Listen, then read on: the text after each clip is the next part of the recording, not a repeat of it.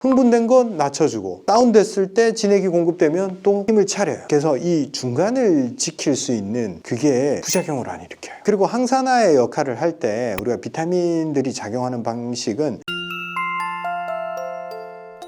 안녕하십니까 구독자 여러분, 후쌤입니다. 저희 한의원에 예약 진료를 하면 카톡을 하나 보내드려요. 여러 가지 증상들 미리 적어달라고. 내원해서 증상들을 물어보고 거기서 이제 적다 보면 좀 빼먹는 게 있기 때문에 미리 증상들을 정리해서 카톡으로 저희한테 보내달라고 이야기를 해요. 그 중에 하나 질문이 있는데 뭐냐면 인삼을 드셨을 때 몸에서 어떤 반응을 일으켰나요? 라는 질문이 있어요. 이 질문이 왜 포함이 되어 있냐 하면 생각보다 인삼을 먹고 불편한 분들이 많아요. 그래서 인삼을 먹고 열이 너무 나더라, 상열이 돼서 저는 인삼을 못 먹어요, 혹은 가슴이 두근거려요, 인삼을 먹으면 잠을 못 자요, 몸이 더워져서 인삼을 싫어해요, 여러 가지 반응들을 이야기를 합니다. 그게 우리 진료를 하는 사람들 입장에서는 굉장히 중요한 정보가 돼요. 기력이 너무 약해서 인삼을 쓰고 싶은데 그 사람이 이전에 인삼을 먹었을 때 부정적 반응이 있었다, 그런 경우는 인삼이 꼭 필요할 것 같아도 인삼을 뺍니다. 인삼은 기력도 올리고 에너지 대사를 끌어올려 줍니다. 근데 왜 인삼이 뭐가 문제가 될까? 이미 상기가 되어 있고 진액이 하나도 없는 사람한테 인삼을 쓰면 항진돼 버리고 열 증상으로만 나와 버리고 오히려 불쾌감을 줘버립니다. 인삼을 그런 분들한테는 쓰면 안 돼요. 그래서 미리 인삼을 쓸 수 있냐 없냐를 우리가 예측하는 것보다 인삼을 예전에 먹었을 때 어땠어요? 라고 미리 그냥 물어보는 거예요, 저희가. 그 표현이 가장 정확하거든요. 우리가 이 사람 인삼이 안 맞을 것 같아 예측하는 것보다 직접적인 경험 자체가 정확한 그 사람의 몸 상태를 이야기해줘요. 그래서 이분은 증상만 놓고 보면 인삼을 쓰고는 싶은데 심장이 인삼을 버티지를 못하는구나, 이렇게 판단하고 안 씁니다. 제가 인삼 이야기를 왜 꺼냈냐면 우리가 인삼은 예전부터 정말 명약으로 인정을 받고 있잖아요.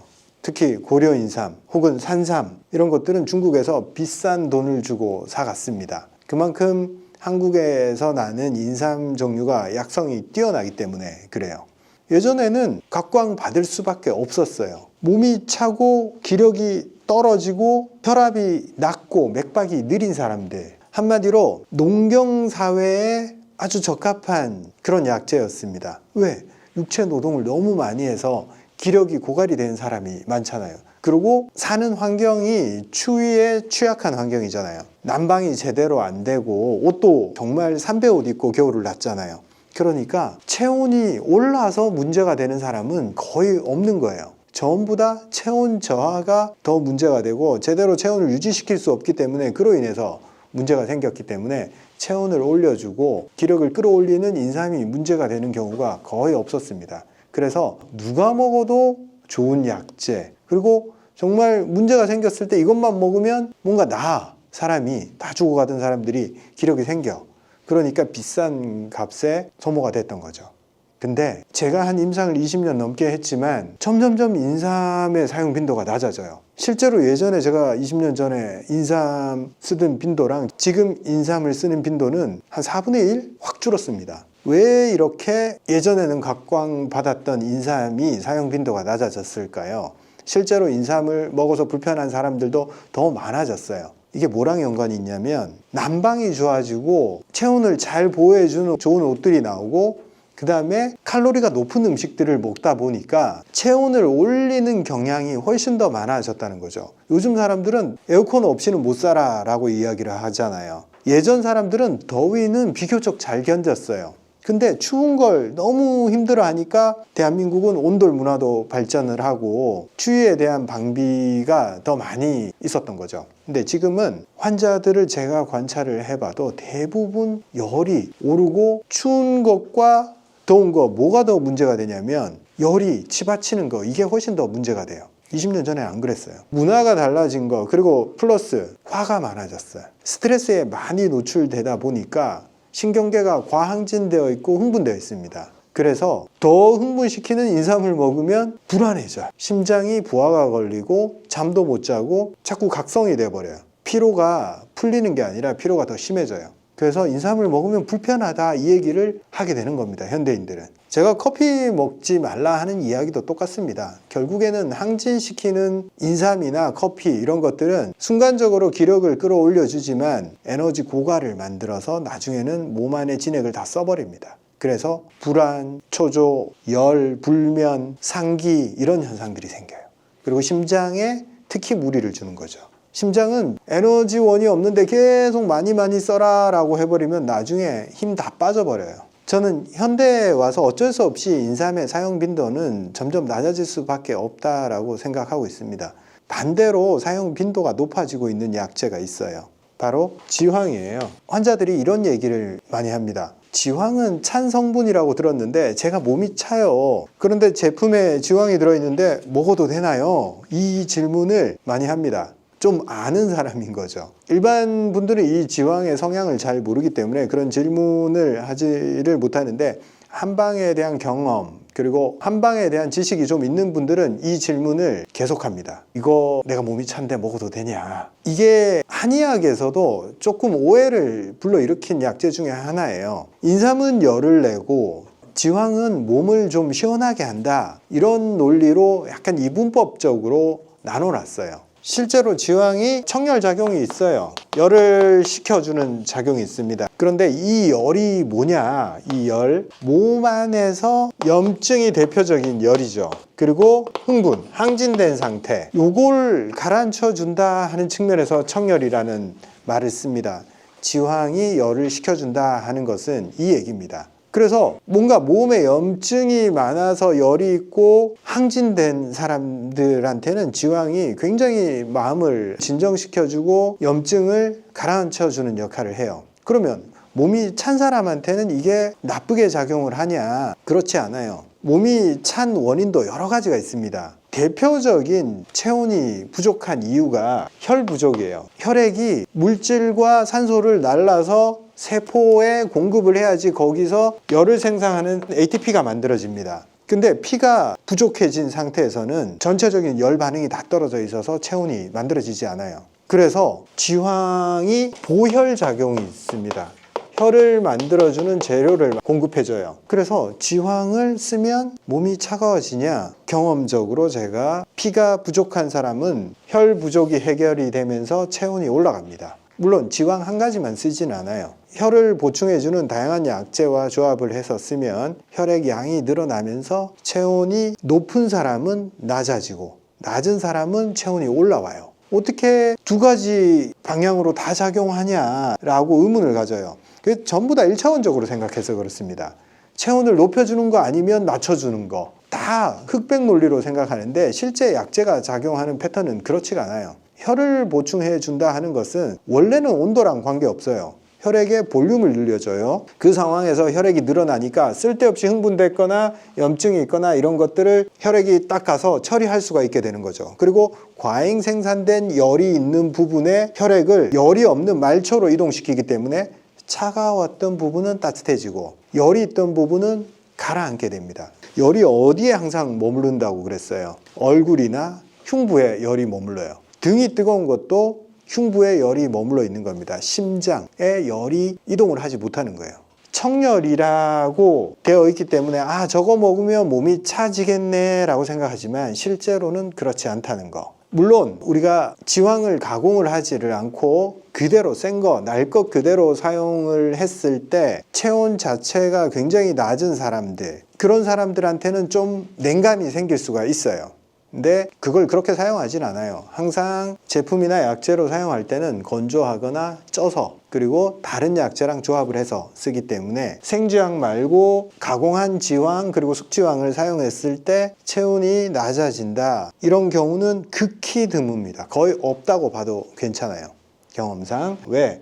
혈을 늘려주는 주재료가 되기 때문에 그렇게 생각하실 필요가 전혀 없다. 지황은 몸을 차갑게 하고 인삼은 몸을 뜨겁게 한다. 이분법적인 생각으로 접근할 필요는 없다. 이렇게 말씀드립니다. 저희 초보감 제품에 전부 다 지황이 들어있어요.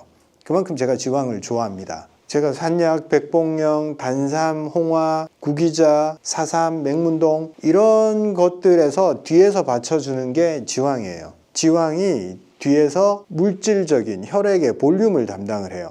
그래서 진액을 늘려주고 혈액을 늘려주는 처방에 항상 지황이 거기에 껴 있어요. 많이 들어본 처방들 있죠. 십전대보탕, 쌍화탕, 육미지황, 사물탕, 이런 처방에서 진액과 혈액의 양을 늘리는 역할은 다 지황이 도와주게 됩니다. 인삼은 어떤 우리가 물질적 재료가 있을 때 거기에 점화를 시키는 역할을 해요. 그 물질적인 역할을 하는 부분이 진액과 혈액입니다. 근데 진액과 혈액이 많이 고갈된 사람이 인삼만 먹잖아요. 그러면 어떤 현상이 생기냐? 태울 재료가 없는데 거기다 불 지르는 거랑 똑같아요. 더 고갈시켜버리고 더 심장이 날뛰게 됩니다. 현대인들, 특히 이제 우리가 고령 사회로 가다 보니 인삼보다는 지황의 시대로 넘어가고 있다, 이렇게 제가 과감히 말씀드릴 수 있습니다. 자, 그러면 지황이 실제적으로 어떤 역할을 하느냐? 인간이 생명 활동을 하면서 피해갈 수가 없는 게 산화 스트레스입니다. 세포 활동의 결과물로 활성산소가 나오고 그 활성산소가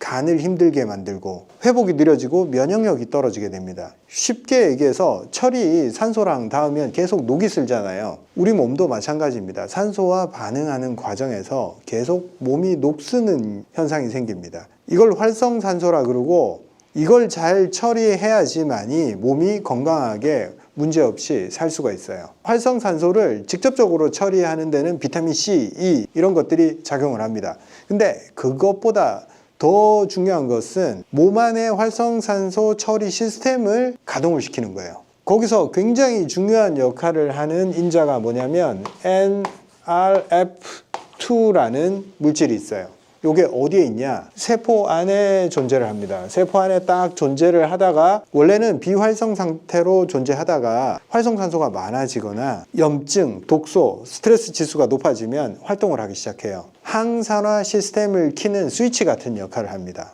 근데 이게 재밌게도 지황 추출물을 쥐한테 실험을 했어요. 쥐한테 계속 주입을 하니까 이 시스템이 켜지더라 이거예요. NRF2 경로가 활성화되고 항산화 효소 생성이 증가되고 세포 손상이 줄어들고 염증 신호가 억제가 됐어요. 말하자면 손상을 막고 회복이 극대화됐다는 얘기입니다. 이게 왜 요즘 세상에서 홍삼이나 인삼보다 더 우수하냐? 이 지황이 작용하는 방식은 굉장히 부드럽습니다. 예를 들어서 인삼이 몸에 작용하는 방식은 심장을 더 흥분시키고 신경세포를 활성화시켜요. 억지로 에너지를 끌어올리는 거죠.